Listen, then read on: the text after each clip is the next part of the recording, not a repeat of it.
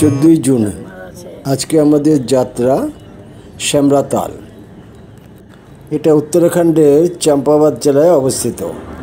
আমাদের train 12357 দুর্গায়ন express 12টা 10 Kolkata station থেকে ছেড়ে 18 ঘন্টার মতো অতিক্রম করে আমরা সকাল 6টার মধ্যে গিয়ে পৌঁছালাম বেরেলি। সকালে আমরা এসে পৌঁছে গেছি বেরেলি স্টেশনে।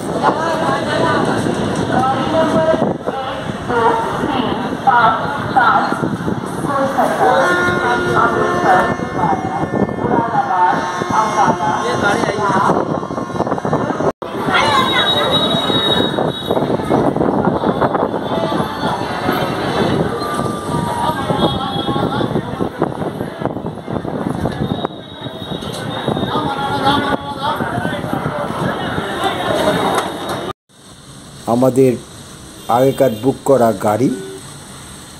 গাড়িতে আমরা রওনা দিলাম শ্যামলাতালের উদ্দেশ্যে।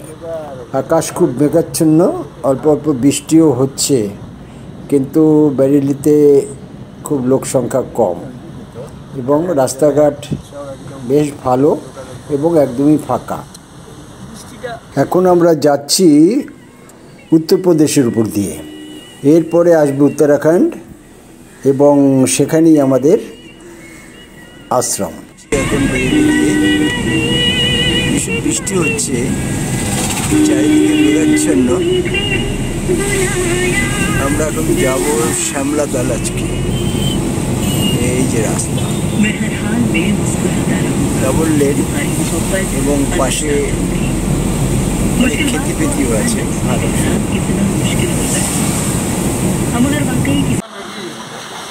যেতে যেতে বৃষ্টির মধ্যে একটু চা খাওয়ার ইচ্ছে হলো। অনেক কষ্টে একটা দোকান পেলাম, সেই দোকানে আমরা চা খেলাম।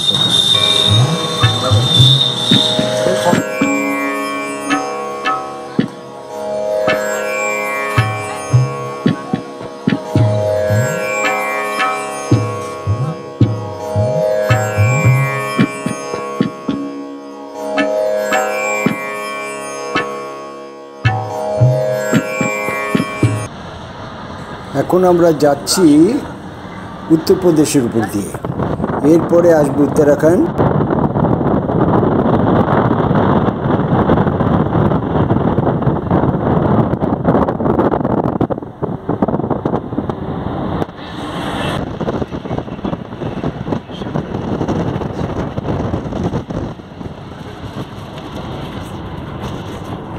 পথের মধ্যে আমরা একটা ধাবাতে ব্রেকফাস্ট সেরে নিলাম।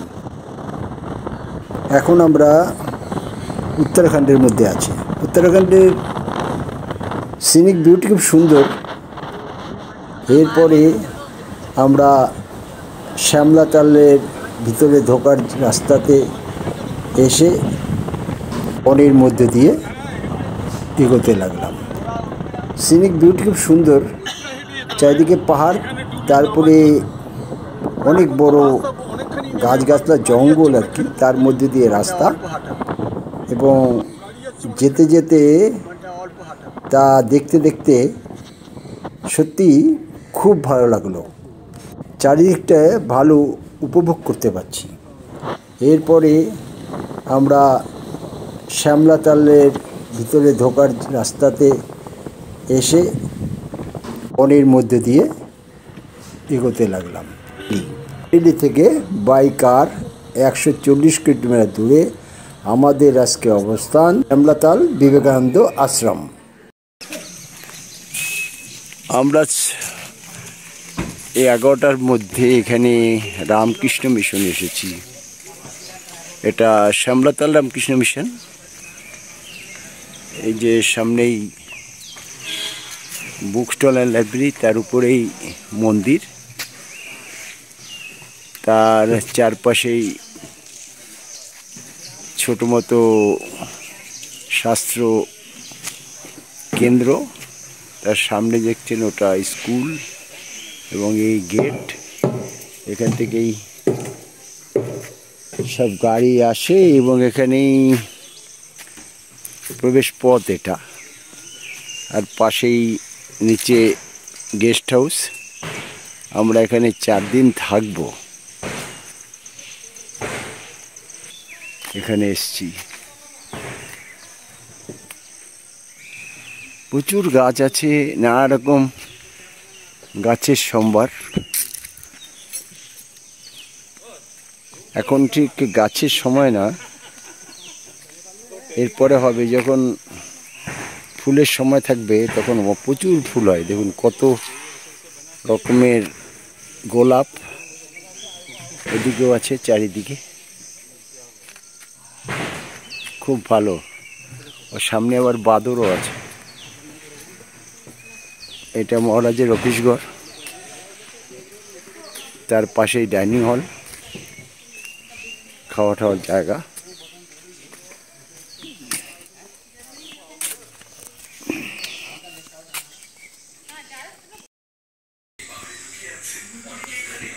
এই আমাদের শ্যামলাতালের রামকৃষ্ণ বিবেকানন্দ আশ্রমের গেস্টদের থাকার জায়গা। সামনেই এই সুন্দর বিকালের দিক, মেঘ আছে, সূর্য অস্ত যাচ্ছে। এটা নতুন গেস্ট হাউস বানানো হয়েছে। এই আমাদের 301, 302 দুটো রুম আছে। এই রুম সব কিছু আছে মোটামুটি।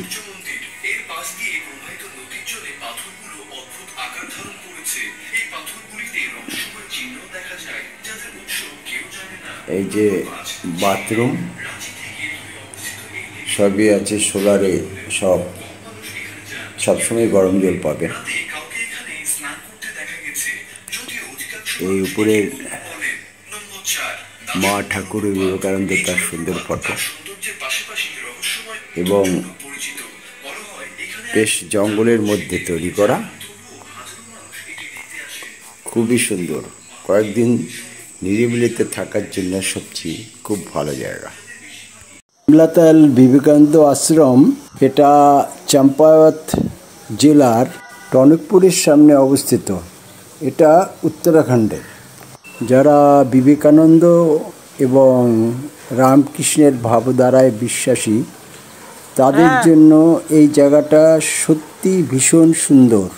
বিশেষ করে যারা নির্জনতা পছন্দ করেন এবং নিস্তব্ধতায় কিছুদিন কাটাতে চান, তাদের জন্য সত্যি ভালো। আমরা আগেও 2বার এসেছি, আবার এলাম এই নিস্তব্ধতার জন্যই। শহরের কোলাহল থেকে বাঁচার জন্য এখানে কয়েকটা দিন থাকলে আপনার সত্যি ভালো লাগবে। পাহাড়ে ঘেরা এই আশ্রম খুবই সুন্দর। যারা বিশেষ করে পাখি এবং অরণ্য পছন্দ করেন, নানা রকম গাছ পছন্দ করেন, তাদের জন্য আরও ভালো। এখানে অনেক রকম গাছ আছে। ফুলের সিজনে প্রচুর ফুল হয়। আশ্রমটি সত্যি সুন্দর। স্বামী বিবেকানন্দর অনুপ্রেরণায়, স্বামীজির গুরু ভাই তারই অনুপ্রেরণায় এই আশ্রম প্রতিষ্ঠিত হয়। বিরজানন্দ মহারাজ তারই কথাতে এই শ্যামলাতাল স্থানটিকে পছন্দ করেন, এখন এখানেই তপস্যা করেন আর এই আশ্রমটি প্রতিষ্ঠা করেন। আমরা এখন বিরজানন্দ মহারাজ ঘর, যেখানে তিনি থাকতেন, এবং সেখানে তার সব ব্যবহৃত জিনিস, এবং সেটা একটা প্রদর্শনীর মতো করে রেখেছেন। আপনারা এলে নিশ্চয়ই তা দেখতে পাবেন।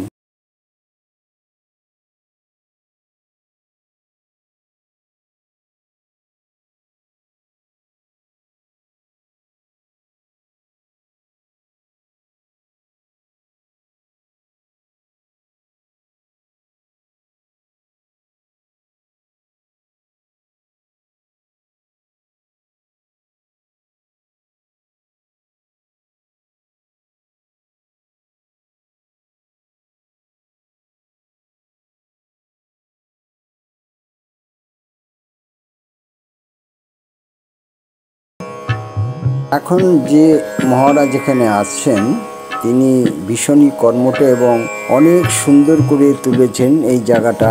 নতুন একটি গেস্ট হাউসও করেছেন, আপনারা রেখে এখানে থাকতে পারবেন। এই বিবেকানন্দ আশ্রমের কর্মকাণ্ড অনেক বড়।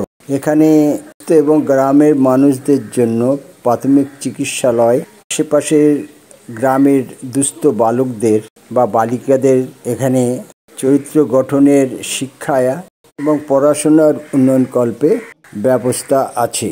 প্রতিদিন দুপুর 2টোর পরে স্কুল থেকে আসার পরে সকলকে এখানে পড়াশোনা করানো হয় এবং স্বাস্থ্যের জন্য তাদের কিছু উন্নত মানের খাওয়াও দেওয়া হয়। আমরা সকালবেলায় এখন যাচ্ছি আশ্রমের বাইরে, খুব সুন্দর মনোরম জায়গায় এখানকার গোশালায় বেশ কয়েকটা গরু আছে। সেই গরুগুলো এখানেই রাখা হয় এবং গোশালা বেশ পরিষ্কার এবং তার মেনটেন্যান্স খুব ভালো। আর সবচেয়ে বড়, আশেপাশের যে ভিউ সত্যি অপূর্ব, আপনারা এলে অবশ্যই যাবেন। ওই দোকানে বলে দিতে, মানে যখন ব্রেকফাস্ট হয়ে গেলে বলছে এইগুলো কেটে দিতে, সেটা ডিস্ট্রিবিউটিভ হয়।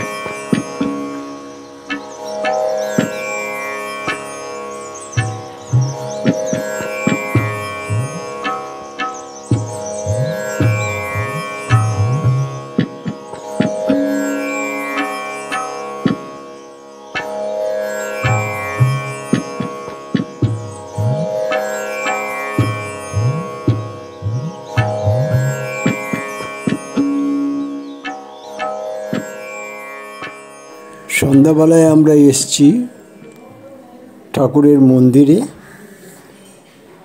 এবং এখানে সন্ধ্যা আরতি হলো, তাতে আমরাও অংশগ্রহণ করলাম।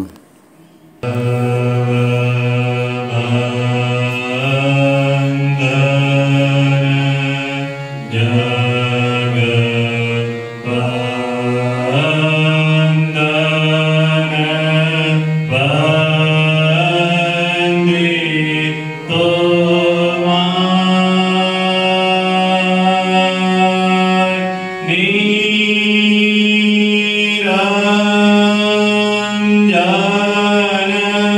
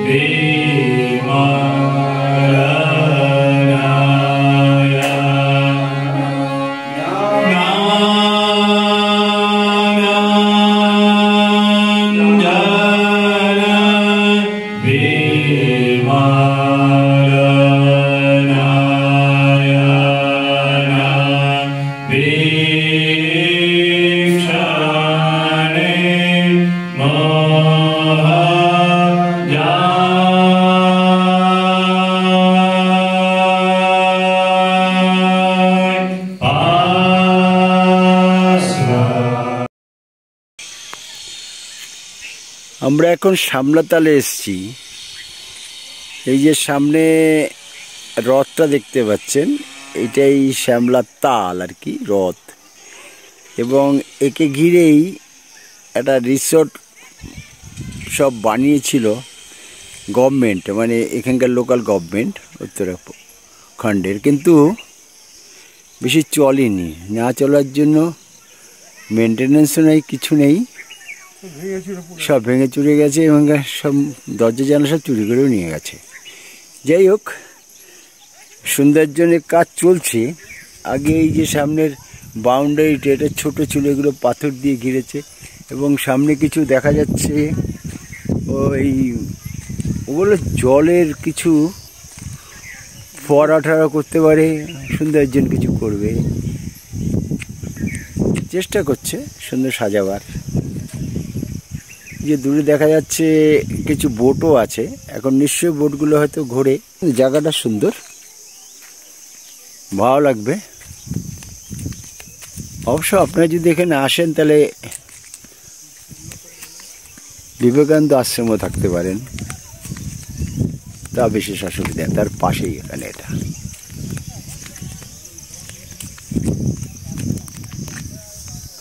পাহাড় ঘেরা শ্যামলাতাল একটা বিশেষ পর্যটন কেন্দ্র হিসাবে প্রসিদ্ধ। পাহাড় ঘেরা একটা হ্রদের মধ্যে, এই হ্রদ নিয়েই এই পর্যটন কেন্দ্র। চারিপাশটা সত্যি খুব মনোরম এবং সেখানে বোটিং করার জন্য ব্যবস্থা আছে। এখানকার লোকেরা এবং যারা কয়েকদিন একটু নির্জনে থাকতে চান তারা এখানে আসে। বিশেষ করে আশেপাশের লোকেরা পিকনিক করার জন্য এখানে খুব আসে। আমরা এখন এই হ্রদ পরিদর্শন করার জন্য এসছি। পাহাড়ের আঁকাবাঁকা পথে দুপাশে জঙ্গলের মধ্যে দিয়ে রাস্তা দিয়ে হেঁটে যাচ্ছি। তার পাশেই সেই জঙ্গলের মধ্যে আশ্রমের গরুগুলো এখানে এসেছে ঘাস খেতে। আমরা এখন একটা শিব মন্দিরে যাচ্ছি, এই শ্যামলাতালের পাশেই একদম, এবং খুব জঙ্গল। এই জঙ্গলের ভিতর দিয়ে রাস্তা করেছে। আমরা এখন যাচ্ছি সেই শ্যামলাতাল শিব মন্দিরে। উপরের দিকে উঠছি আমরা। এই দেখুন,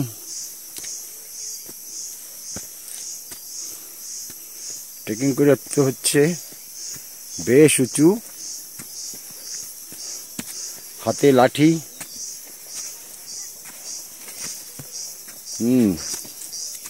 পিছনের যে আছে তার লাঠি লাগছে না, তিনি এমনিতে খুব শক্ত লোক আর কি, না, এই জন্য। আমরা এখন যাচ্ছি শ্যামলাতালের আশ্রম থেকে কিছুটা দূরে পাহাড়ের উপরে একটা ভিউ পয়েন্টে। জঙ্গলের মধ্যে দিয়ে রাস্তা এবং সেখানে একটা ছোটো শিব মন্দিরও করা হয়েছে। সেই ভিউ পয়েন্ট থেকে চারিপাশের প্রাকৃতিক সৌন্দর্য সত্যিই খুব সুন্দর, কিন্তু মধ্যে মধ্যেই মেঘ চলে আসে, যার জন্য ঠিক পরিষ্কার দেখা যায় না। যখন পরিষ্কার হয় তখন দেখতে পাবেন ওখান থেকে টনকপুর, তার পাশে পঞ্চাওয়াত, পাশে গ্রাম এবং অনেক নদী। আর সবচেয়ে সুন্দর লাগে শ্যামলাতালের ভিউ। উপর থেকে আমরা দেখলাম এবং মন্দিরে কিছু পূজা পাঠও করলাম। এই শিব মন্দিরটা সত্যি সুন্দর। শিব মন্দিরে পৌঁছালাম। এই বাবা সঙ্গে নন্দীও আছে। জয় ভোলেনাথ কি জয়। জয় ভোলেনাথ কি জয় হো, জয় জয় ভোলেনাথ হো কি জয় হো। জয় হো। ওম শ্রীম নমঃ, ওম হ্রিম শ্রীম নমঃ, ওম শ্রীম নমঃ, ওম ওম হ্রিম শ্রীম নমঃ, ওম হ্রিম শ্রীম নমঃ, ওম নমঃ শিবায়, ওম নমঃ শিবায়। এ রাম, এ টাকা উঠে গিয়ে কোথায় পড়ছে দেখো রে। পাথর চাপা দিয়ে দিতে হয়। ওম নমঃ শিবায়। কত চাপা দিতে হবে কি?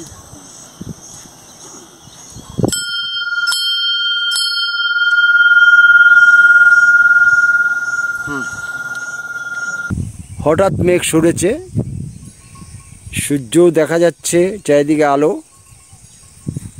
এখন আমরা আবার দেখুন এই যে এই শিব টেম্পলের আশেপাশের থেকে কি সুন্দর দৃশ্য দূরে দেখা যাচ্ছে, সেই একটা হ্রদের মতনই, এবং তারও দূরে দেখা যাচ্ছে, অনেকখানি দেখা যাচ্ছে। মেঘটা দেখুন কীরকম দেখাচ্ছে, মনে হচ্ছে জলের স্রোতের মতো আসছে একটা, বলা যায় না এটা নদী ফদী হতে পারে। ও দূরে দূরে ওইটা একদম হ্যাঁ হ্যাঁ, নদীর উৎস, কিন্তু নদী আসছে এই আস্তে আস্তে। এই যে সামনে এই মন্দিরের পাশে দিয়ে এদিকেও লেক আছে। এখন একদম পরিষ্কার চকচক করছে, এই জন্য আরও ভালো দেখা যাচ্ছে। এটা শ্যামলা তালের আরেকটা হিলের উপরে।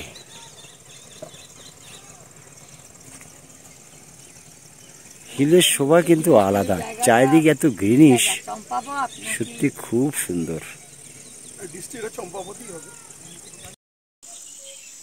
এই যে সামনে সাদা ফুলটা দেখছেন, এটা ম্যাগনোলিয়ার ফুল, এবং সামনে গাছটাও ম্যাগনোলিয়া।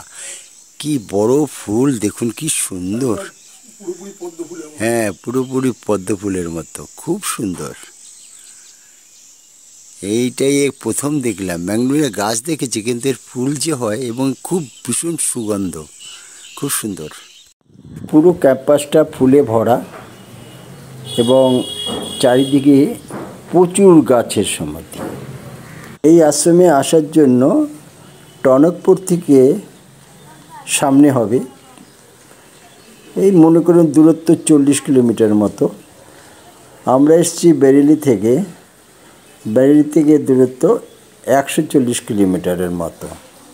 আপনারা চাইলে আশ্রম গাড়ি প্রোভাইড করে। আর মায়াবতী অদ্বৈত আশ্রম এখান থেকে ওই 55 থেকে 60 কিলোমিটারের মতো।